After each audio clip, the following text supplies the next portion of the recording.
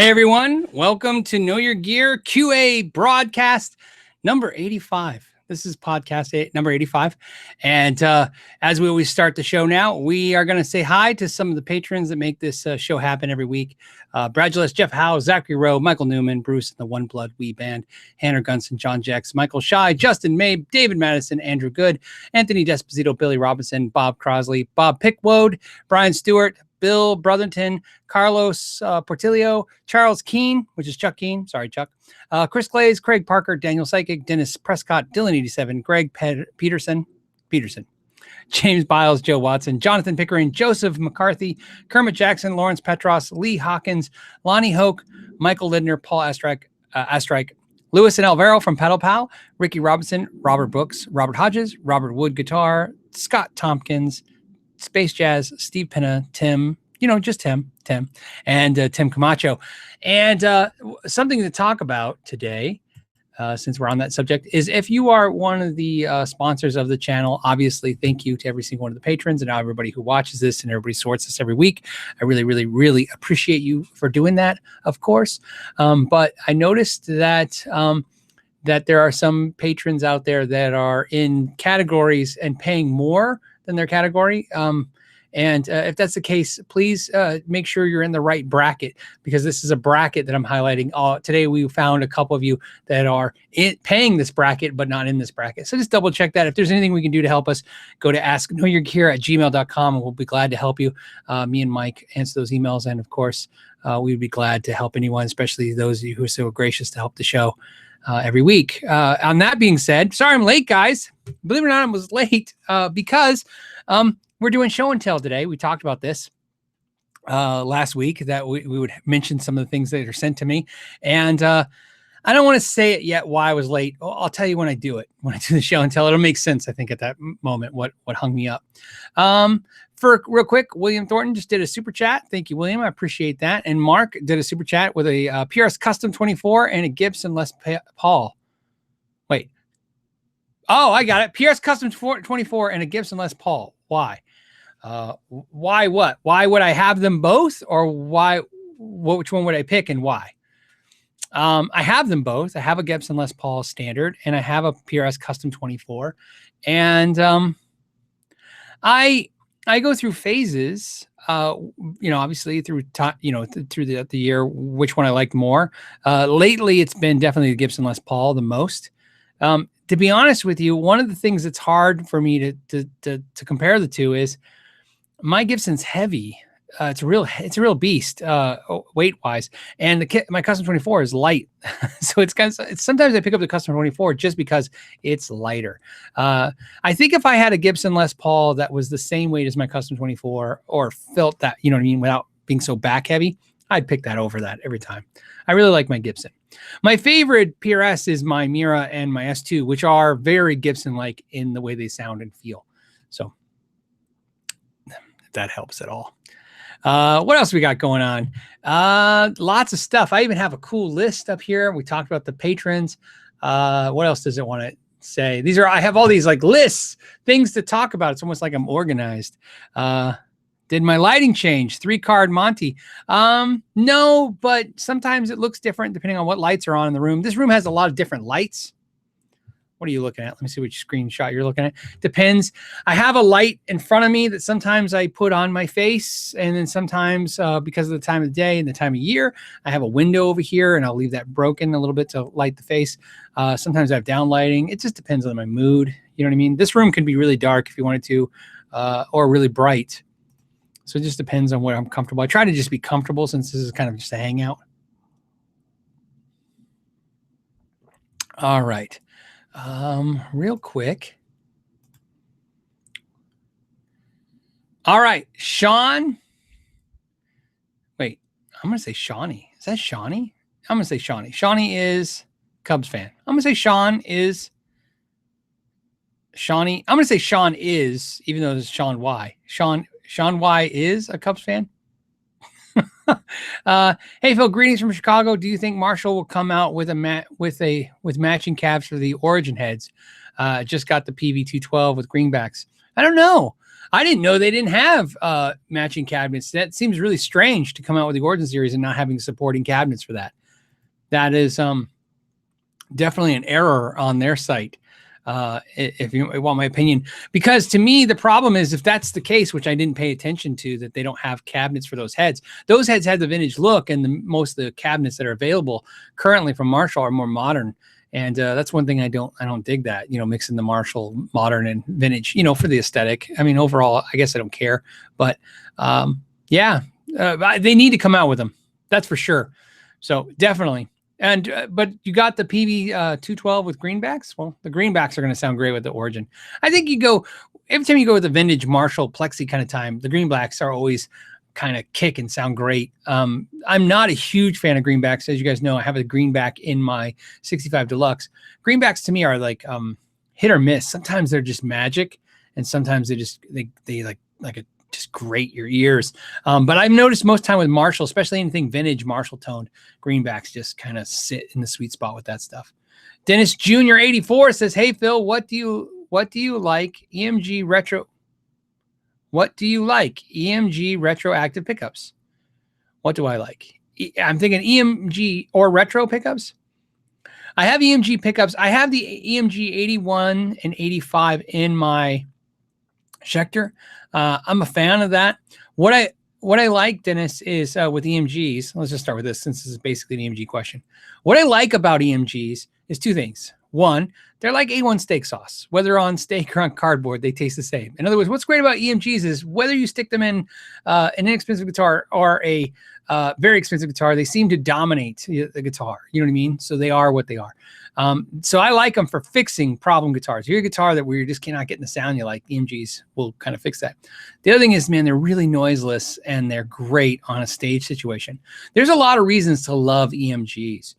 I wish I liked them more than I do. The other thing about EMGs is I'm going to put them in the same category as greenback Celestians. For some reason, EMGs, when they're right, when they sound right, when the pickup is right, is voiced right, it's magic. And when it's not, it just doesn't do anything for me. So it's interesting. I really want a single pickup, kind of Charvel or BC Rich Gunslinger with one EMG in the bridge. Just always thought that would be really cool. There's very few guitars in my life that are the ones that got away, that guitar that it just never worked out. The BC Rich Gunslinger is one of those guitars. When I was starting to play guitar, when I got my first junky guitar and I was going to get my first good guitar, my parents basically were willing to buy my first good guitar. Good being, like everybody, I think a couple $100, right? My first guitar was like $100 guitar. And then, you graduate to a guitar and there was a BC Rich Gunslinger that I wanted so bad. And the day before we went in the store to get it, they sold it. And, and those of you who remember, it used to be when the store sold the guitar you want, then that was the end of that search. You're never getting that guitar. Now I would have, nowadays you just go home and order it online, find it used one just like it, and you'd be done.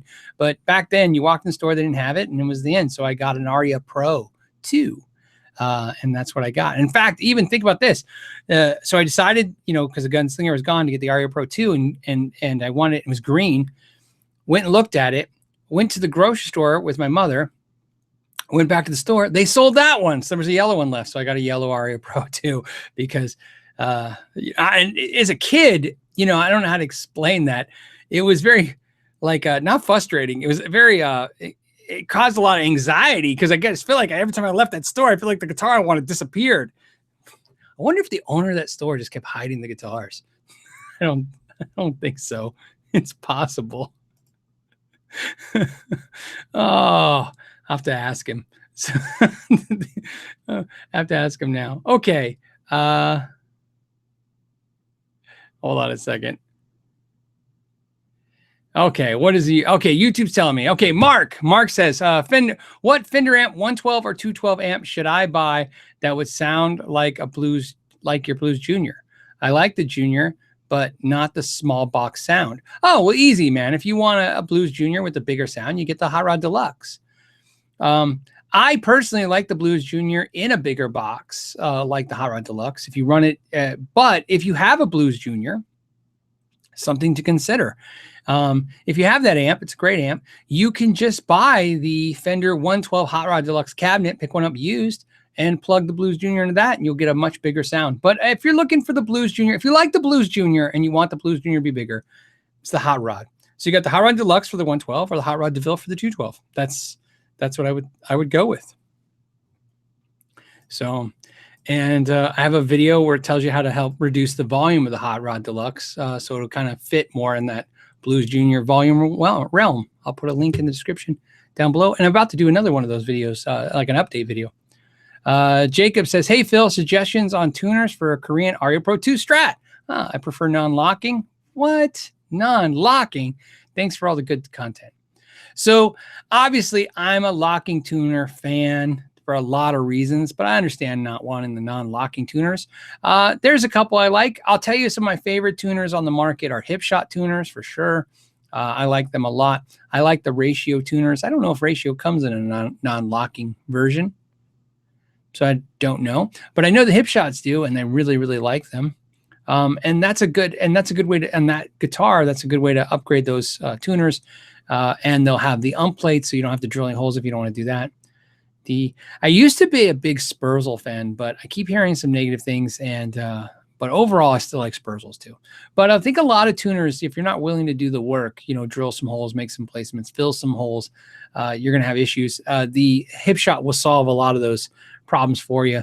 I'll put a link in the description when this repost for the hip shot tuners I recommend for that Strat style guitar. What else do we got going on? Let's see. Like I said, I got questions and an itinerary, so we're going to be good today. Josh Jack says, why did McKnight Guitar Co. close? It closed because I left the store in February of last year. So there was no way, and there was no way I could operate all the hats I was doing at that time. To give you a realistic impression of what I was dealing with in February of last year. So I was doing about 100 repairs a month, guitar repairs. Me personally, just me, not like a crew, not me and two helpers. That was just me. So about 25 guitars a week.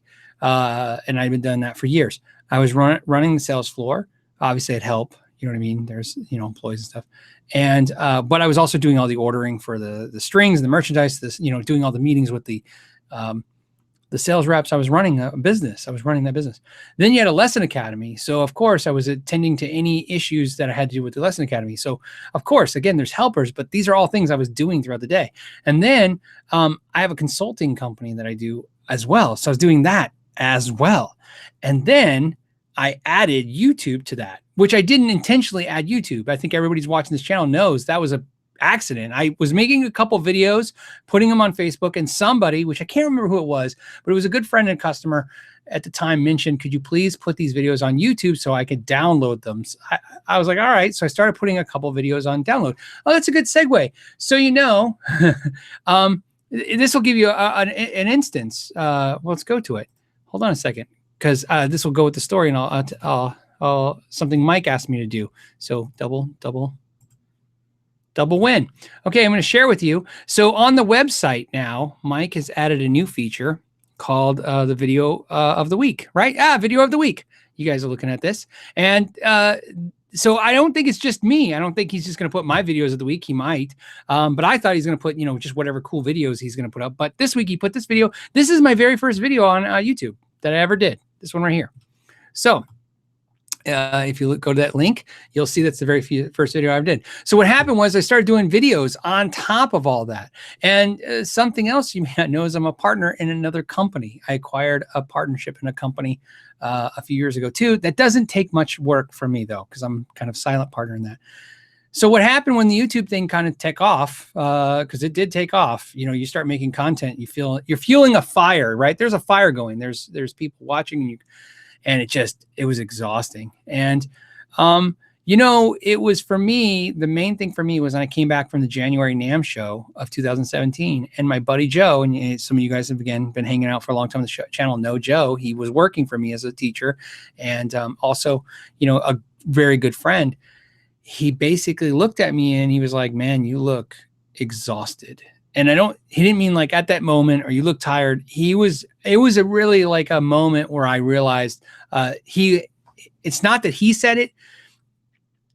Sorry, my throat's going dry. It was that a lot of people were basically telling me that I was burning the candle at both ends. I was doing too much work. So long story short, which is probably too late now, I stopped working the store in February, and we decided I would just do repairs. And I would come in and grab the repairs, take them to my shop, and because I have a shop, and I do the repairs and then go back. And that was kind of working. But really what happened was when you decide to have a business that your name's on, that you're the person, the first person everybody sees when they walk in for almost 13 years, when you're not there, it's not the same. And the partners that still had equity in the business that were running it basically told me they were not interested in keep going. So that's what happened. There's more to the story, but I thought that was the most interesting part. So that's what happened. That's why it's not there anymore. But they closed it months and months, like 6 months after I stopped working the store. So that's what happened. The next question I got is, I got sinuses today, so you guys know. It's raining in Arizona. Hurricane Rosa came in, and we don't get hurricanes here, but we got the rain from it. It's great. It dropped the temperature, but the pollen and all that, whatever's in the air is just killing me. So if you guys please bear with me with my, I got to keep my throat wet because I took some Claritin. It's drying me out. So please, bear with me. Okay, so what else we got going on? Next one is Tom. Tom says, hey, I have worked on my Korean Strat recently. Thanks for your videos. I knew what to do. Oh, thanks for your videos. I knew what to do. Oh, I don't know why I put a comment there. There was no comment there. Thanks for your videos. I knew what to do. Thank you so much, Tom. Thanks so mumuch for all that. It was so much fun. And always keep your work area clean. Oh man, that's awesome. I'm glad you like that. I started the tech tip videos 2 weeks ago for you guys. I hope you enjoy those. Those are done. So, there's a tech tip Tuesday. Every Tuesday from now until the end of this year, which is 3 months, there is a tech tip Tuesday video. Short, sweet, problem solve kind of video, kind of do things. Some of them are obviously going to be very light and easy videos. Some of them might be more in depth. But yeah, we're definitely increasing the amount of repair videos that you'll be seeing on the channel. And that's basically because your guys' feedback stuff, like these comments like this is what I'm looking for, community growth. I love the idea that you guys are out there and working on your guitars, man. I think it's one of the most satisfying things you can do is improve your instrument yourself and have fun and learn about it. Let's see. Oh, Sean is a Cubs fan again. He's got one more. He says, hey, have you ever owned or played a Firebird? I have played them. I've never owned a Firebird. Love the feel of that guitar. Got one from Sweetwater 2.5 weeks ago and I love it. Yeah, well, I think they sound great, man. The Firebird's one of those guitars, just it's nice because it's not a metal guitar. It's not a blues guitar. It's got a future crazy kind of look from the time, but it's also vintagey kind of looking. I think it's a classy guitar. So for sure. PRS and Music says, do you miss the store or your guitar line and why? Okay, so because that now you're bringing up the second thing. Yes, I had my own. It wasn't a guitar line. I know I made some guitars back in the day. I've made many guitars, but I was a bass company. I used to make bass guitars. That's how I got the money to open the store. We were making money with the bass guitars, and I took some of that revenue and opened the store. Do I miss making the basses? Sometimes, because I like working on guitars and basses. I really do. I love that. And, we revisit it every once in a blue moon. You know what I mean? Making instruments again. I just feel like, how I feel, to be honest with you, I feel like one more person making instruments is just one more person making instruments. That's the reality of it. It's a tough, when everybody's in the pool, there's not a lot of room left to get in. So that's how I feel about the instrument thing. So sometimes, yeah, I kind of miss that. I do build custom stuff now, but I don't sell it. It's always for a friend or a video and stuff. And you'll see more of that too. Do I miss the store? Unfortunately, I don't miss the store. I wish I could say yes. I think deep down, I really feel bad because sometimes, especially when customers are coming up to me, they see me like at a grocery store and they're saying hi. They're always so kind. They're always like, hey, we missed the store, but I love the fact that we can see on YouTube and we're talking. And they go, do you miss the store? And I'm like, well, here's the thing. Having a music store is about hanging out with musicians. That's what I do now. I just get to do that like way more. But I think for me with the store, something to add into this was what I talked about earlier. To me, it was never about I had a store. I had a repair shop, a store, a lesson academy. Like I always had so many hats to do. So it's like sometimes after a year plus, a little fun thing to mention. When I stopped working the store in February last year, this is what's cool. So for 1 year, it's been a little over a year now, every single Saturday for the last year, we have barbecued at the house. I've had friends over and we barbecued. And the reason is because for 15 years straight, I'd worked every Saturday, 6 days a week. So for 15 years, I worked 6 days a week, never taking Saturdays off, and very rarely, not very rarely, and sometimes working Sundays. So 6 days a week always, and sometimes 7 days a week for 15 years. It's kind of nice to have 2 days off in a row, man. It's like I'm addicted to it. I'm not gonna lie. Having a Friday or Saturday, Sunday off, even though I do kind of work a little bit on Saturday and Sundays. It's still the idea to have it off. It's been awesome. Okay. So what else do we got? Let's do a segue. Oh, by the way, somebody mentioned about the Slash Firebird. I thought that was awesome. Right.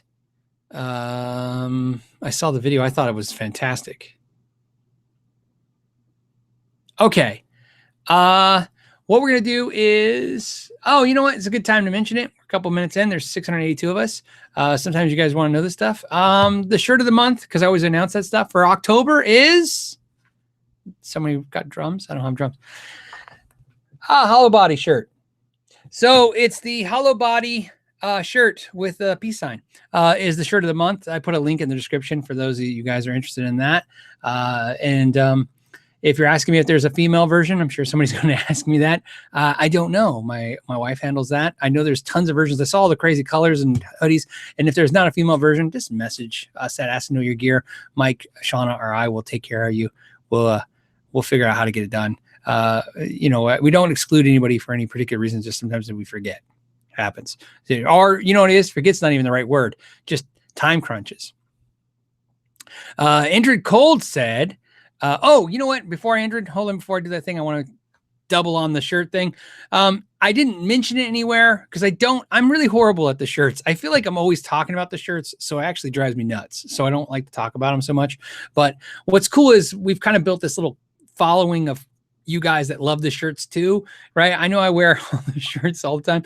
There's a new logo shirt. I didn't show it to anybody, but if you saw the video, I think I did the other day with the DiMarzio pickup video, that shirt I'm wearing, that's a new logo. That's the logo my wife made. And it's also available, but I just thought I'd tell you, as soon as I saw the logo, I ordered one and I got one. Just like this shirt. As soon as I saw it, I ordered it and I got it. But I thought I'd share. Indrid Cold says, Phil, are you going to keep your PRS MT15? That's the Tremonti 15. Nope, I already sold it. So I'm not going to keep it. It's already gone. The answer on that is simple. I think if you're looking at getting the PRS MT15, I think you're looking at a great amp. I think it's one of the best amps for the money that's been out in years. And here's what it came down to. If I didn't own an Archon and I was looking at both those amps, I would buy the MT15. The problem is I own an Archon. And so the issue is I like the Archon slightly more. And although I can't justify the money difference for the Archon over the MT15, I already bought the Archon. And if I sell it, I lose that money. So I ended up selling the PRS MT15 just because I just felt like I had too many amps that did the same thing. So, but fantastic amp. And part of the reason I bought it was because you guys wanted me to review it. You know, and I got myself in trouble. So, you know, what happened was you guys asked me if I would review it. I reached out to PRS and asked if they would send me one, let me check it out. And they said yes. And then they couldn't get one. And then I told them, I said, well, I'll buy one. And they said, okay. And then they didn't get me one. So I went out and bought one. So I bought one because I think they were talking about giving me one like next month or something. I don't know what it was. It was not worth it. So I bought it. It's one of those things where I had to make a decision. Do I review it? Because I can tell you right now, if I were reviewed it, if PRS would have sent me one a month from now, I wouldn't have reviewed it, because what's the point? I wanted to get it out, the review out while the sometimes you have to understand this is a business of eyeballs. There's no reason to make content that nobody watches. You know what I mean? Especially that kind of stuff. The repair videos and stuff, those are for me and you guys, and I think that's more of a community thing. But videos like that, obviously, when a new product comes out, you want to be one of the first people to review a new product. That gets, that's when the excitement's out. So there's no reason to review it, months afterwards. So that's what happened. So I said I'd do it, and then it, my source back didn't come through. So I did something else. Okay. What else do we got? Oh, here's a good one. This is from Carlos. Carlos Fernandez Martin says, what do you think of the American Professional Strat V mod pickups? I like them. I like them better than the Fat 50s they were putting in the American standards before.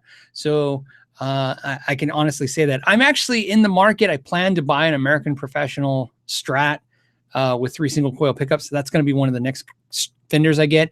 And the reason is because I'm going to be selling off 2 of my current Strats because I really like the American Professional series. I don't know what it is. There's something about them that I feel close to. If you see the green one, I'm sorry, I can't see I'm not looking at me. Now I'm looking at me. The green one. I love this green one. I play it all the time. And I was like, man, I really like to have that with single coils. And I have a couple Strats I'm not using. So I'm going to sell off a couple of my Strats and get that one.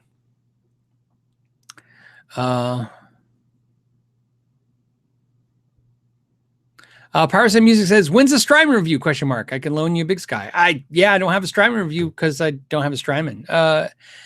You know what? If you want to loan me a Big Sky, that'd be great. If you guys in the comments would let me know if that's something you're interested in me checking out. You know what I mean? Product wise. I hear nothing but amazing stuff about Strymon stuff. I mean, nothing about it. And I've heard them obviously. And I have friends with them on pedal boards and maybe played through them, but nothing personal where I've, you know what I mean? Nothing where I've owned one or played with it enough to have a personal relationship with it. Rob Brady says, anyone tried the G&L Fullerton Deluxe range of guitars yet? I have not, but I am going to Fullerton. I'm going to G&L next week, guys. That's when that's happening. The idea is I'm going to try and bring you guys G&L. I'm going to say, hey, look, let's take some time. Let's look at the G&L line. I want to learn everything about G&L. What I want to do is I would love it if G&L can convert me from being a Fender guy. Now, when I say be a Fender guy, I'm always going to love my Fender amps and I'm going to love my Fender guitars and basses and I'm never going to get rid of them. But, deep down, I've always been so super intrigued with G&L. I think a lot of us are. I think a lot of us are like, hey, are we missing something? Are you, is there better value? Do you get a better guitar for less money from G&L? And I think a lot of us can say this honestly, the resale on G&L is not very good. So it's a scary guitar to try if you're wrong, because one of the things that happens when you buy something, if you can get into it for a good price and if it doesn't work out, you sell it and you move on your way. But the problem with the G&L is you buy a G&L for $1,600 and it's not worth much, so you lose a lot of money. So I thought, hey, I love to be able to help with that. So what I'd like to do is help you guys understand G&L. So, and what's great is this will be one of the cases where I'm going to be discovering G&L for the first time. So I will share everything I discover about G&L and as I discover it. I think it'll be good content. I think the G&L guys seem like they're really interested in this content working out. I am too. And we'll see if we all become some of us become G&L fans. Yeah, see, Bellin says, not scary if you buy a G&L secondhand. Well, of course, secondhand's easy. But the problem is so Bellin, that's good comment. But here's the problem. I tried to buy a G&L secondhand a couple times. I was on Reverb, right? I was getting ready to throw it in the basket and look at it and, and buy it. But the problem is that G&L is very confusing. There's option paralysis when it comes to G&L. Right. And on the road, saying the same thing. You can buy used G&L then. But Bellend and on the road, here's the problem I had. Whether you realize it or not, G&L, just take a G&L ASAT, right? The Telecaster style guitar. That guitar, it comes in like, you can get 12-inch radius, 9.5-inch radius, you can get 7.25 radius, you can get the thick neck, you can get the thin neck, you can get, you know what I mean? You can get different kinds of pickup options. I mean, there's a lot of options on G&L. So I would like to be familiar with them. What are we missing? And what's nice about this, and this is what I'm hoping is going to happen. What's great about this world now with YouTube and gear review channels like me, independent channels like me, there's things I can tell you that G&L can't tell you. Let me give you an example. If I pick up a G&L vintage style neck for whatever reason, and I could tell you guys instantly on, hey, this feels just like a Mexican made Fender Strat. To you guys, most of you have played a Mexican made Fender Strat, and you'll go, oh yeah, oh great. So, and I go, oh, this is a little thicker than that. Hey, this feels like a 59 Les Paul. It's kind of chunky, right? You guys can have reference to that. Companies don't talk in that language. They'll just give you measurements, which that doesn't help you a lot. It's what conveys an image is experience. I know that most of you have tried certain instruments. So if I can equate instruments you've never tried to them by proximity, that's going to help you a lot. It would help me a lot. It would be really nice if somebody on YouTube was like, hey, by the way, the G&L blah, blah, blah pickups are going to be like kind of like 57, classic style pickups. You know what I mean? And so that's what I'm going to come at this, guys. So, I'm really going to come at this as independent as I can and say, hey, look, how can we learn the brand in a way that's helpful for us, those of us who don't have dealers near us or can't get our hands on them. Glenn says, I'd rather have a G&L than a Fender. Gonna keep mine. I tell you right now, man, G&L are gorgeous. There's, like I said, there's so many there's so many great things I can say about G&L, and that's why I'm spending the time to do this. I'm gonna drive down to LA, to where they're at, and check out the factory and do all this stuff, and this will be great. So I'm excited about this. This is what I've been talking about this year, right? Let's do some stuff where we can help our community out. What can I do to help the community out? And I think giving you guys exposure to a product that a lot of us are curious about is going to be helpful. Austin Cobb says, G&L won't convert a Fender guy, but it will make a Gibson guy consider getting a Fender style guitar. I don't know, man. Austin, here's the thing to point out. So this is one of the most interesting things about G&L, I'll say. One of my main go-to guitars, which is this copper Fender custom shop Strat that you see me play all the time, is basically what G&L makes. So I know because I had that custom built for me and I stole most of the specs from G&L. So it's like I said, I think I'm curious. The reason why I'm curious about G&L is because G&L is not even to me about being the alternative to Fender. It's also about being a more affordable stance on guitars like Tom Anderson and Sir.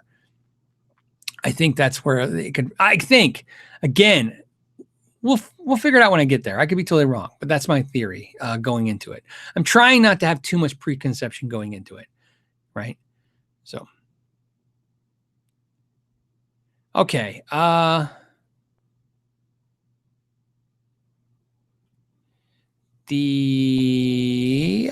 go back. Two things. Where are we at on time? Okay, we're doing great on time. Sorry, guys. I have a screen that disappeared, and now it's back. All right. I'm trying to scoop a couple of these questions. Okay, so Lee Hawkins says, any mods on the jazz bass on the wall behind you? Yeah, of course, Lee. That's my main bass. That's my main jazz bass. What you're looking at behind you, sorry guys, I can't see behind me unless I turn my, okay. This is an American Jazz Deluxe 2004, I think, or 2005 model. It has Bartolini pickups and a Bartolini preamp in it. The Bartolini preamp is basically Bartolini's top line preamp in the idea of options. I think I have a stacked, I have a bass, a treble, stacked mid-range controls, which gives me a mid-range sweep. It's all bypassed. There's a stock bridge, but of course I have upgraded tuning keys that are ultralight tuners. And then I have a Hipshot detuner on it. So I can flip a switch and take the E to D. And I have a mute system on it. So it's pretty tricked out. I play that bass a lot. The Warwick I had custom made, I play a lot too. Those two basses now fight for all my attention.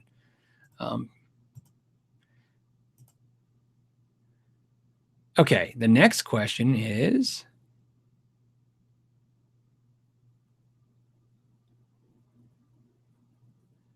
Jvan. Okay, sorry. Jvam 231 says, so where does one go in the Phoenix Valley if you have guitar or two that need a McKnight level setup work?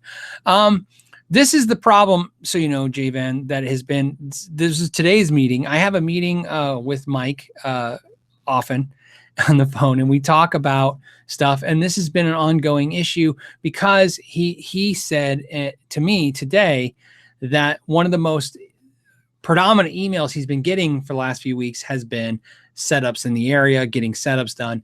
And my understanding is that there's not a whole lot of shops in the area. When I mean area, if you guys are familiar to the Phoenix area, you know, there's the West Valley, there's the East Valley. I'm in the East Valley. And so I do repair work, but I've only been doing repair work for the people I know, which is pretty easy because I've done thousands of repairs in the Valley. So I have a lot of customers, clientele. Almost all my clientele has my phone number. And so they just text me and I do the work. But we are going to open up an option coming soon. The announcement is this month, and then it's for next month. There'll be a place in the Valley for you to go and get me to do your work if you would like me to do your work in the area. So that's going to happen. It's not if it's going to happen. It is happening.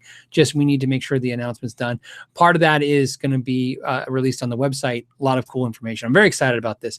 The only thing we can't do, and this is something we'll continue to talk about, but at this point is a lot of people have asked me about shipping me guitars for setups and stuff. And I'm just not comfortable with that.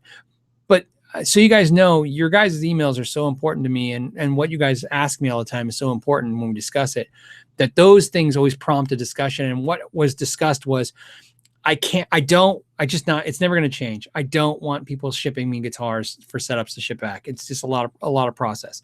And so I thought, well, how can I help you? So I have a video coming. It's very exciting about helping you find the right tech.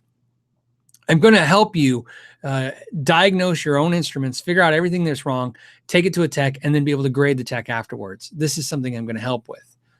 You know, what can I do for you guys? And then I thought, okay, look, I've put my eyeballs and hands on a lot of guitars. What can that experience? What can I share with that? And that's so that's coming, and very, very soon, very, very soon, like probably next week. Okay. Matthew King says, any tips for filling screw holes on a headstock after a tuner swap? Oh, yeah, of course. There's all kinds of methods. A lot of people who use toothpicks. I'm not a big fan of that. There's dowels you can do to fill in those holes, and then you can stain and fill them with putty. That helps as well too. But everything is going to always have a mismatch kind of look to it. That's why I like plates and all kinds of stuff that covers up that stuff, and direct filled heads, tuners is something to think about. You know, but I do have a buddy who is a master at that stuff, and I will ask him, Matthew, and then I will follow up next week on the live show with the answer. And that ties into somebody who asked a question before that we need to answer. If you guys are diehard followers of the live show, you might be aware that today is a special day. Let's see where you guys are. Let's go to I have to go to my calendar, guys, because I keep everything on my Google Calendar. And today is the 12th, and my Google Calendar says, no, today is the 5th. Today is the 5th. And hold on a second. I know, guys, I should be prepared. What is important today? Oh, it's not yet. Sorry, I'm jumping the gun. It's next week. Mary wants a Ernie Ball Majesty, and we're supposed to ask her on the 12th. So I'm ahead of the gun. So that's why it's not on my calendar for today. I thought I saw on the calendar. I think what I got was an email saying it's coming up. So we're going to ask Mary if she still wants that next week. So Mary, if you're watching, be aware. We all got to talk about whether or not you still want that next week. If you guys don't know what we're talking about, she's been thinking about getting an Sterling Ernie Ball Majesty. And we talked about waiting 30 days before she makes a decision to see if that helped. And then we'll come back to see what she decided. I'm curious. I'm hoping. All right. Tony says, can you talk about speaker ohms? When can you use different ohms? I have a PV Classic. I've revived new tubes and speakers, and I'd like to add a 412, but I am not finding a 4-ohm 412. Well, 4-ohm 412s can be easily done because 4-ohm. Okay, so easy way to think about this is a 412 cabinet generally is going to be 16 ohms because it's going to be 4 16 ohm speakers, but easily can be converted to 4 ohms just by changing the way the wires are set up. That can be Googled. So Tony, what you're looking to Google is how to convert a 412 16 ohm cabinet to 4 ohms, and there'll be a wiring schematic for that on Google. You should be able to do that. The trick is I'll use a multimeter and test it to make sure it's correct. I've never made a video like that. There might be a video like that. If not, I guess I could look at making videos. Sometimes when the videos like that, I think there's just tons of them out there. So, and I know because 5, 6, 7 years ago, when I would do stuff like that, when I first got into swapping speakers and stuff about, whatever, when YouTube started, I would find videos like that. So they existed then, they got to exist now. But yeah, you can convert a 16 ohm 412 cabinet to 4 ohms. Can be done. Sarang says, hey, Phil, what according to you is the best bang for the buck humbucker guitar? I've moved recently and only have my Strat right now. What would be a good yet cheap humbucker guitar with humbuckers? So he said humbucker. You know what, man? I love Schecter guitars. I'll be honest; those are great. You constantly find them for short money. It boggles my mind. You can find a Schecter guitar online right now used that's $500-$600, and if you keep searching, you'll find that same guitar for $200. It is crazy. And I don't mean like destroyed for $200. Those are great guitars. Made in Korea Schecter guitars. I've always had good luck with them. I feel confident recommending them because I think 1 in 100 are probably not amazing. So, you know what I mean? You're not taking a big chance. That's a great guitar to look at for humbucker guitars.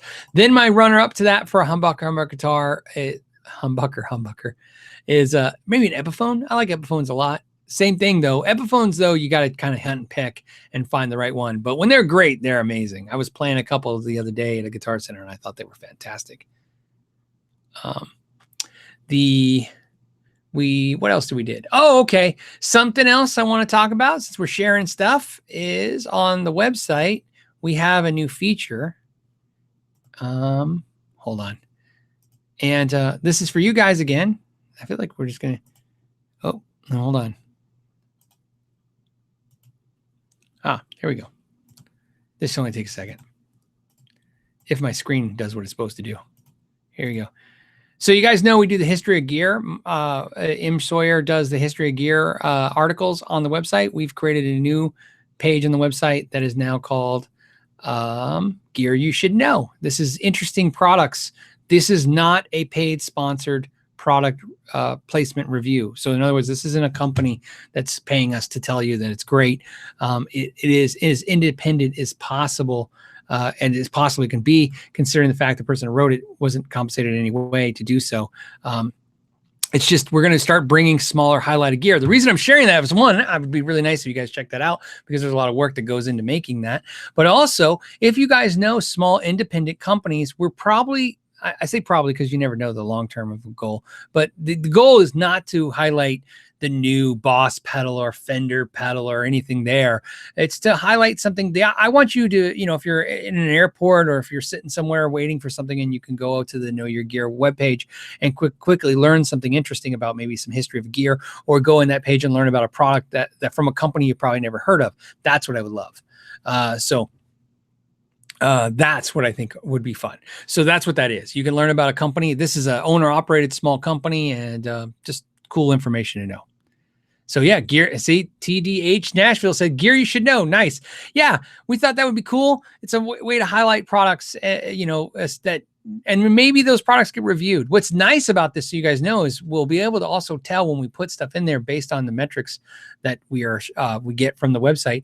If you guys click on one article more than others, maybe that will prompt us to, hey, we probably should do a review of that as well. So I thought that was fun.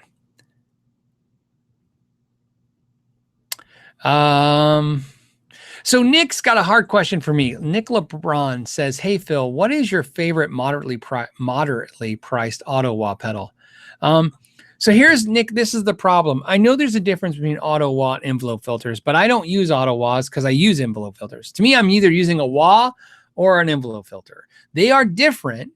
although they are kind of the same, but they are different. And so I don't even know any Ottawa pedals. The only one I know is the Boss one. But I can tell you envelope filter is my favorite, is the DOD. Boss, DOD. Hold on a second. The DOD FX25B is what I got. You can probably pick that up for $30, and I love it. It was recommended in a video that Flea did once, and I mean video like literally VHS video, and I've been using it ever since, so like 15, 20 years. So great. Not technically an Ottawa pedal, but I hope that helps. If you guys have suggestions for good Ottawa pedals, not only let him know, but let me know too, because I'm curious. Maybe I need to check one out. So yeah, see, TD, Nashville says Boss Ottawa, not so much. Yeah, see, I don't know. Like I said, nothing's ever kicked in to do an Ottawa. I did a video once where I talk about the foremost pedals and why, and in there I explain why I use a phaser. If you watch videos of Paul Gilbert, he uses a phaser like an Ottawa, and I liked how he did it. So I use a phaser again like an Ottawa. If I need a wah sound real quick, I'll use a phaser pedal. And again, Google it. Google it. Go on YouTube and you can see Paul Gilbert doing it. It's really interesting. That's why he doesn't use a wah. He just takes the phaser and he says for a few seconds, if you're doing it for a few seconds, nobody can tell. So let's not doubt Paul Gilbert. Okay, what else do we got going on?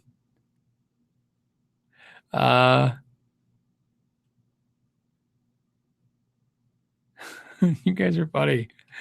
Real men control their auto wah pedal, not auto. That was less Peter Guitar Jam. You know what? If it sounds good, it is good. Just do whatever works. Mr. Cases, please, Phil, Maple Flame mod on a Les Paul, yes or no? You mean like whether or not it should be a Maple Flame top or a regular top on a Les Paul? I like flame tops, but I don't care. You know what I mean? I like Les Pauls that are plain looking, is probably more than flashy ones, but I think it's because the psychology of it. To me, like PRS is like that. PRS is that fancy, pretty, wood looking, and it's imagery, right? You know what's funny about Gibson and PRS to me is, I'm going to say, just for the analogy, I'm sure some of you guys are not going to like this, but it's just whatever it is. To me, it's like a BMW and a Ford pickup truck. I could buy a BMW 5 Series and a Ford pickup truck. They are about the same price. You know what I mean? When you look at them, option-wise. I mean, trucks aren't cheap, right? Trucks are expensive. What's funny is the perception of it. When you see somebody in a BMW 5 Series, which is a mid-priced, BMW, you think, oh, it's BMW money. They got a BMW. And then when you see somebody in a pickup truck, a really nice one with GPS and all that stuff, and you don't think anything of it, but that truck's like, $60 grand. It's expensive, right? These crazy trucks that get, that they get all decked out.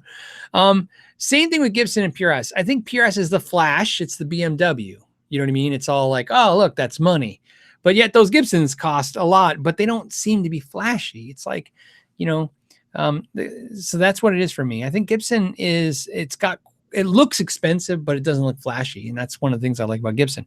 And I'm a fan of PRS, as you guys know. I like the quality of their guitars, but if you look at the PRSs I own, the majority of them are not flashy because I just don't like that.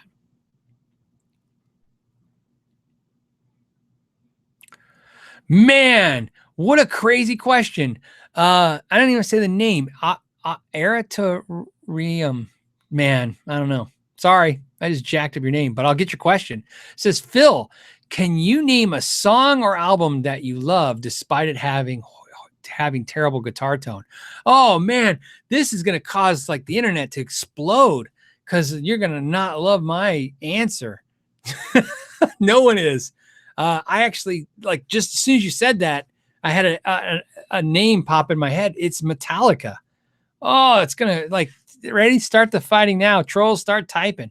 I love Metallica, and I love the early Metallica albums. And when I go back and listen to them, sometimes I go, man, these songs are fantastic, but the tone is just not awesome.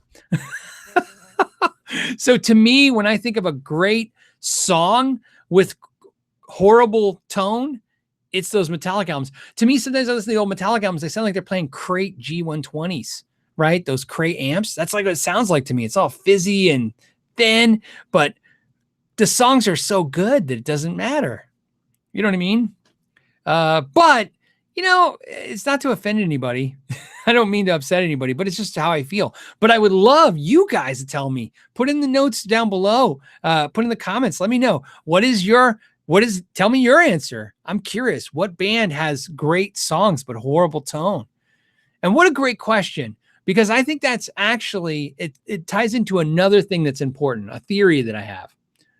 I have a theory, and I want to share it with you guys. If I haven't shared it with you before, but I probably have, but I'll share it again, which is that people don't love guitar players, right? Like Slash and Van Halen and Eric Clapton. That's not how it works. People love music. So what happens is, this is my theory, people fall in love with a song and then the album, the music. And then because of the music, they fall in love with the guitar players. And this is why I love this theory. It's like if I said, imagine all of us right now, 749 of us, all of us are going to a restaurant, which is going to be a big restaurant, but we're going to go to a restaurant and we all have a great meal. And sometimes when you have that great meal, you're like, man, I'd love to meet the chef. And the chef comes out and you go, man, this meal is amazing. And he says, oh yeah, well, I use the best tomatoes. I get them from the farmer's market. And I start with my own sauce. I use whatever sauce, and I do my own thing. And he explains all the ingredients. And this is my theory of why we're all gear addicts, because we love the song. That's the meal. Because we love the song, we want to meet the chef. That's the guitar player. And because we want to recreate the meal, we ask the chef what ingredients they use. Same thing with music. If you love Van Halen songs, then you love Eddie Van Halen. And then you want to know what the ingredients are. And when he's like, oh, I use this guitar and I use this amp and I use this pedal, and you're like, okay. And like somebody who would have a great meal at a restaurant, want to recreate it at home for their family, and your family goes, well, we got tomatoes from the grocery store. And you're like, no, the tomatoes have to come from the farmer market. The chef said, right?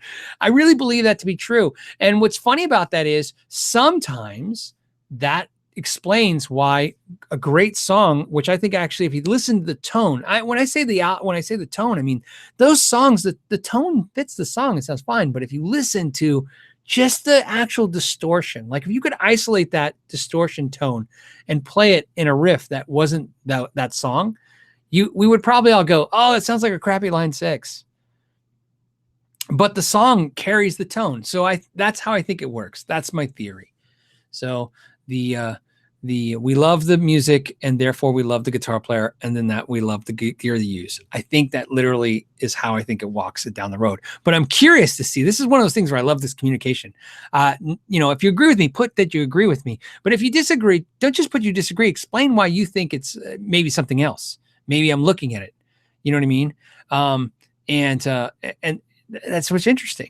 Because on the side note, because I'm on this tangent already, I've had the opposite experience that too. I've heard tone that I thought was amazing, and I didn't love the music, but it's worked backwards for me. Over time, I forced myself into liking the music. I kept listening to it because I go, man, the guy's tone is crazy good. And then over time, I became a fan of the music. That happens a lot to me with instrumental music sometimes. The instrumental music doesn't do anything for me, but the tones are just fantastic. So Lando27 Music, who has a great channel, you should check that out, says, hey, Phil, totally stole your idea to use the Ikea benches for amp shelves. That's not stealing, man. Ikea sells to everybody. Gets the amps off the floor, more visible in my videos. Take care. Yeah, I'm glad you dig it. Yeah, they're the Ikea benches. Yeah, I love them too. I started doing it because I like the amps off the ground. Plus, I like having the shelves underneath, and then I have storage underneath that. I like them. They're kind of boring, but yeah. So I'm glad I dug it. You know what? It's kind of like the plate shelves. I had picture shelves for my pedal shelves, and I noticed, I got those at Ikea too. And I noticed more and more channels using those, and you know what? That's cool, man. That's so I love that. You know what I mean? Thank you for letting me know. Maybe I'll send this clip to Ikea and be like, hey, cut me in a little bit. I'm sure that will totally happen. They'll be like, Phil, what? What's a know your gear? When you're like, I'm sure Ikea will be like, what does that have to do with shoe shelves? I think they're shoe shelves. I don't know. Who knows? Be like, yeah, we're taking all the cool Ikea stuff and turning it into gear display furniture. Justin Mabe just says, hey, Phil. Justin, what's up, buddy? How are you doing? How's I know you got the new job and you've been retired now. And I haven't talked to you in a while. We have to talk. All right. What else? Oh, more stuff. So 2 things. Hold on. We got some questions. But I also have, like I said, this thing I got to do. I did the video of the week. We talked about that. We talked about, that's why I said we got to talk about Mary's Majesty. It's on my dry erase board in front of me, but it's not in my thing. I don't know why it's written on there. New logo shirt, October shirts, intro things. The hashtag, whatever, the KYG 40240 update. Since this is the first video basically in October, we should do the update. If you guys don't know, if you follow me on Instagram, I am doing this hashtag KYG 40240 challenge, where by January 1st, I want to have 40 million views on the channel, get 200,000 subscribers, and lose 40 pounds. Where we're on that is we hit 37 million views, which means we're trending really well to hit 40 million views by the end of the year.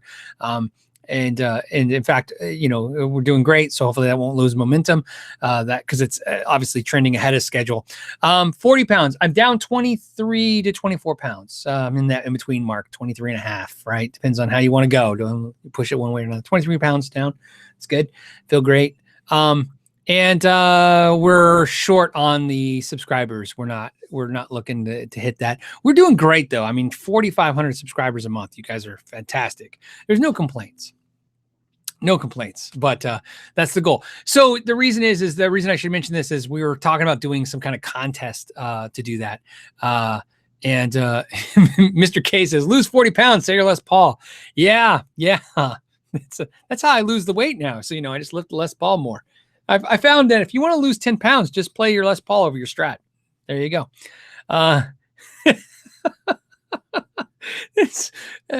Wouldn't that be great? That would help Gibson out, right? Gibson's new selling strategy. No fat guys play Les Pauls. That would be the best shirt ever. Although I'd have to continue to lose weight to wear the shirt. Justin just said, new job is great. Awesome, man.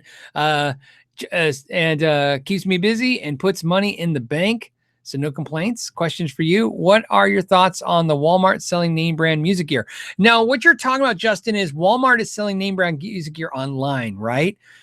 So that's a weird, wacky thing. I don't think it's in the stores. And correct me if I'm wrong. What I've seen is, if you guys haven't seen this lately, you're typing in, some piece of gear, and then all of a sudden Walmart comes up as one of the sellers for it online. This is something I've been noticing more and more. And what I think is happening is, I don't know. And if you guys know, if you're versed, please share. That's how we all kind of learn here. What I'm getting the impression is Walmart is doing what a lot of companies are doing, is like, hey man, we know we have a searchable term, which is Walmart. People are going to Walmart. They're going online. And why not have, like Amazon or some fulfillment center that sells product, sell product under our name. So Walmart's like, here's why I say that, Justin. This is what I know is to be true. I got caught up in this twice now, where I went to Best Buy thinking I was buying from Best Buy, and I wasn't. I went onto Best Buy's website. I bought something from Best Buy, and they shipped it through Amazon to me and kept the difference. That was Best Buy. Like, I've seen it happen other ways. Like, I actually I bought something off eBay once. I don't know, something the kids want, right? Kids are like, hey, I need one of these things. And I went on eBay and ordered it. And then literally it came in an Amazon happy face thing. And I opened up, and then I guess Amazon messed up and gave me the receipt. And it was like $6 less than what I paid. And it's because somebody on eBay just listed it for $6 more. And then when I bought it, I didn't complain. I don't care.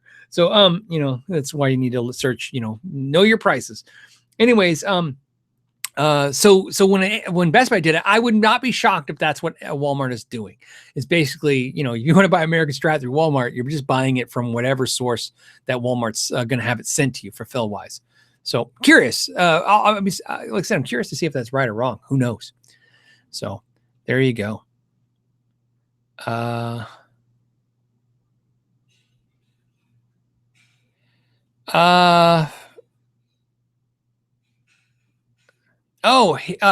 Hero Glop. Good name. Hero Glop, new Blues Junior video comparison with the Princeton. Please. Sure, I could do that. I already have a video of the Blues Junior and some of the revisions I did and stuff. So that would be good. I can understand why that would be important to maybe compare it to the Princeton. So, all right, let's see. Okay, hold on. I just want to make sure I'm not missing the. Justin just said Wawa Chicka Wawa. Is that was one of those things where, like, if you just give me $1 and see if I'll say it, I'm like, it's kind of fun. Why not? That was cool. Wawa Chicka Wawa. I always thought it was brown chicken, brown cow, right? Isn't that supposed to be how it goes in that joke? What are the funky animals on the farm? Brown chicken, brown cow. Okay, what else? All right, maybe it's time for show and tell. This is what I asked you guys last night. Do you guys want to see some of the stuff that you guys send me in the mail? I thought, okay, let's do that stuff. So I thought I got to make it fun for you guys too. So I'm actually going to do a giveaway. So we'll start with that. So let's start with the first thing. So these guys called Guitar Studs. Hold on, I need to see my own screen. Guitar Studs sent me a mug and a hat. And this was a company, they make studs literally for your, like if you have a Les Paul and you take the pick guard off, I Googled it. So if you take the pick guard off and you have holes in the guitar because you took the pick guard off, they sell studs, like, you know, studs you would put on your jackets and stuff. They sell studs and they fill it like jewelry for your guitars. So they just out of nowhere sent me say, hey, like your channel, and sent me some swag stuff. They didn't send me any studs. In fact, they didn't know what it was. I was like, Guitar Studs. I thought it was me. I thought this was like, so, you know, I thought I was like, oh, well, I'm a guitar stud. So I was like, all right, so Guitar Studs. So sometimes companies just send me stuff. That's a company thing. One of my favorite channels is this channel right here. You guys might know this. So they've sent me stuff before. This is the Artistic Autistic. This is Micah, and he sent me this cool shirt, and I've worn it a couple times. Love the shirt, by the way. I love his artwork. I'll put links to stuff that, you know, just great stuff. I love it when community shares stuff like that. I get a lot of shirts. So, let's see, what else did I got? I got DC Pedals sent me a shirt, so that was cool. That very cool. So bands send me stuff, and I have more stuff. I'm not going to do all the stuff today because I could sit here for 30 minutes just showing you stuff that people send me. 6 Bar Break is a band. They sent me, this is cool, by the way. They sent me a CD and a thumb drive. That was really cool because I don't own a CD player. So, and I need to buy one right now, a CD player. But anyways, the thumb drive just plugs in my car and it's great. And they sent me some stickers, and they sent me this cool bag and a shirt. And again, just, and in fact, I was going to wear the shirt today, but it was, you know, that's not how the shirt day lined up. So they sent me stuff. This next thing, this is how you can win something. This was sent to me, and somebody, and let's see, this person sent me some picks. Now these picks are very expensive and they're custom made. And so here's the thing. If you guys know who this is, because obviously I know who it is, but I want to give one of these picks away because they're very expensive and they're very cool. These are like $25 picks or more. I don't want to, you know, some of the stuff seems more. So this one glows in the dark. I don't know if you can see that. I don't know how I would. That glows in the dark. This is the dumbest thing I've ever done, trying to get you guys to see that. Anyways, first person that tells me who this person is, I will mail you this pick. I will keep one for myself and mail you another one. They sent me 3 and a nice card. It was a really cool card that basically said, it's not Gravity Picks. And sent me a really nice card. And let's see. I think I got the answer. Yep. It's Hunchmid. Yeah, Patrick Huffschmid. Somebody's saying Hutchmid, but Huffschmid Picks. So technically, I don't know. I have a dilemma. Oh no, the first person, Hunch Schmidt. So what's funny is you guys are saying it I don't know if I should count it if you say it wrong. So I'm going to count the first person who typed it correctly. So who's the first person? Oh, I think it's going to be, Okay, hold on. I just don't want to mess this up, right? Because this is, somebody put it wrong. Somebody put it right. Okay. And I'm looking, if you guys, especially you guys, I know some of you, you awesome mediators and stuff out there looking to play. I think, and it's look like it's odd, versatile, whatever. Odd. Is that who it is? Yep, Odd got it first. So Odd, you just send an email to askknowyourgear, attention, the cool pick, and I'll make sure I get it out to you. It doesn't matter where you are in the world. I'll international ship it anywhere. Very cool of him to send me some pics and a really nice thank you letter and some stickers and a brass medallion. So when I said I was late today at a live show, it's because I had to get this stuff. I had accumulated it up.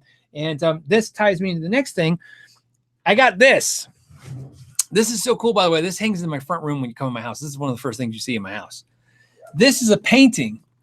This is real. This is not what do you call it? A print. This is the real painting. It actually comes with a certificate of authenticity and a beautiful handwritten letter on music sheet paper. This is from Iconic. This is Mel Ballet Bat. I'm sorry, Mel, if I'm jacking up your name, man. So this is actually one of the coolest things. I mean, it's just, so this is like, this is John Wayne paper. And then this is painted. This is actual paint. He painted all this. It's huge. As you can see, it's a beautiful piece of art.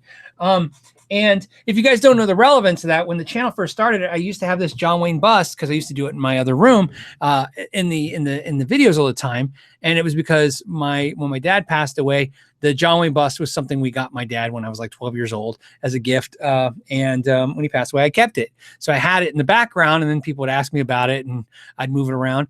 And yeah, so he did that. But he also sent me this, which I also have hanging in my front room. This is the lithograph. This is, now obviously this is not, that's the original artwork he did. This is a lithograph of obviously Slash, and he knows I'm a big Slash fan. And he sent this. This was like some of the over the top stuff. Like you know, I mean, everything's cool. Like t-shirts are cool and mugs and all this stuff is great. So, you know, I never really talked about this before because it was a little overwhelming at first. The first time something like this just showed up. And there's so much more stuff. So you guys know, I'm not going to, you know, like I said, we could spend a whole episode just going through the stuff that people have sent me. And I take it all very seriously. Like I said, I use it, or I wear it, or I put it up, and you guys put so much thought into this. And so like I said, if you've sent me something and I'm not showing it today, don't worry. It's just because I want to see how this goes with showing you guys stuff. I don't know how you guys would take this stuff. I thought it'd be fun to share it with you. It's crazy. It's a crazy thing. You know what I mean? To get stuff. People have given me crazy everything from books and pedals and cookies. Don't send me cookies now, man. I'm just on the diet. This carbs are just horrible to deal with. So,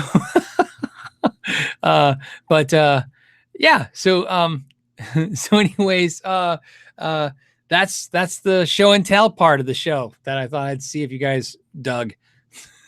Different. I don't think we've ever done show and tell before. So, hold on a second. I'm refreshing my,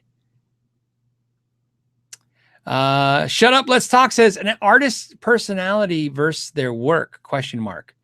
It's a question, right? So an artist's personality versus their work, in what respect? The question is tricky. You mean, like I tell you this, in reference to the fact that sometimes you see, you know, dark, scary music and then you meet the person and they're goofball, that I've seen. Right. I think that happens a lot. A lot of music is created in a weird way where the person, you know, is kind of fun and their music is dark, or the music's kind of fun and they're a serious type of person. So I hope that kind of touches on what you're asking. It's kind of fun, right?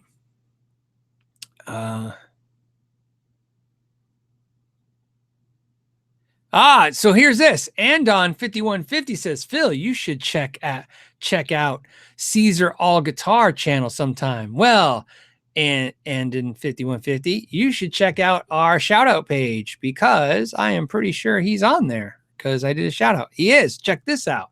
I'll share with you. So that's a good other segue to remind people that we have this feature. I'm going to be hitting this every week. We have a feature right here. See it? These are channels. These are artists. These are all kinds of things. This is on the shout out page on the knowyourgear.net website, where you can submit to Ask Know Your Gear for your stuff to be put on there. This is something to understand that Mike is doing that, and he's working really hard. He's amazing. I want to so to take some of the stress off him, I want you to be aware of the fact that it's not guaranteed that if you ask us to do a shout out, that we'll do a shout out. Sometimes it has to be congruent. In other words, you understand the vibe of what we're doing, the channel. Obviously, if you're got a rap album where you're, vulgar, I don't have a problem with it, but we're not going to do a shout out because it doesn't align correctly with what we're doing as a vibe here. That's all I'm saying. You know what I mean? And also too, you got to understand, and he can't say this because he's a nice guy and I'm a nice guy, but obviously, it's a different thing. He doesn't want to do anything that would lend its credibility to me. In other words, he doesn't want to mess anything up. Some of you guys understand, if I watch some content, because the shout out page is important. If I watch some of your content, whether it's music or our video content, and it's not very good, and the idea, and I don't want to say not very good, but it's not very up to par, where I think you're going to get problems. Sometimes the worst thing you can do to someone who's learning to create content or music is expose them to a large audience. And the reason is because what an audience is large, sees somebody, they expect them to be dialed in. So sometimes we look at some of the content you sent and we're saying, hey, look, you know what? Not now, not never. We're not saying not never. We're just saying not now, because if your videos, average videos, or our band is only getting a few, maybe a couple dozen views, and we can expose you to hundreds of views, or if not thousands of views, you understand that if we can sometimes look ahead and kind of approximate, you're going to get a lot of negative comments, and that's not going to do any good for you. You don't want people bashing on you because they're like, hey, you need to dial this in, or you need that, and that's something I've had to deal with. My channel, when it grew really fast, that's the first thing that happened. I had no idea how to make a video. And, and when my channel started doing this large numbers, I had a lot of people just pound on me about, quality of content, and I was like, I'm not a videographer, guys. I have no idea what I'm doing. I literally just like guitars and like talking about them. I thought that would be enough, but so you got to understand, we're just trying to take care of you. So, that's all. We're trying to share and help you guys. I'm not going to do anything that's going to be detrimental to anybody that I feel. So if we can do a shout out and help you guys out, we'll do the shout out. And you guys in the audience, same thing. We're taking you guys seriously too. If we think this is something beneficial that you can see and enjoy, we want you to see it. So let's see. Anything else before we go? I think we're at the end of the day. Did I check off everything on my list? Let's see. Yep, we did everything except for talk about the new CEO of Gibson, and the answer is it's not me. You know what? I just want to talk about this real funny. So you guys know Gibson got their bankruptcy, and there's a new CEO, but they haven't announced it. At least I don't think they've announced it yet. And they gave the old CEO a consulting position that is, from what I can understand, basically says he just can't talk crap about Gibson. There's probably more to it, but that's the general consensus of it, which I thought was funny. Could you imagine? You're like, oh yeah, look, we'll pay you. Just don't talk crap about us. So interesting golden parachute on that one. Like, hey, so we'll see. But anyways, I think that's a good note to end this on.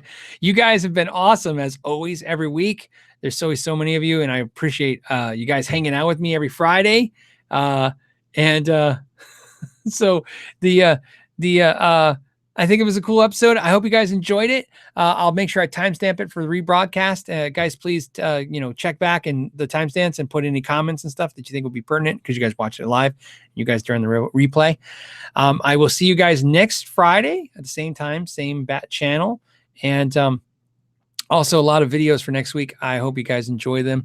And if you guys have any questions or comments about this channel or anything, you can go to Ask Know Your Gear, and we'll get back to you as fast as we can and try to try to take those suggestions. As always, guys, I want to thank you so much for your time. And until next week, know your gear.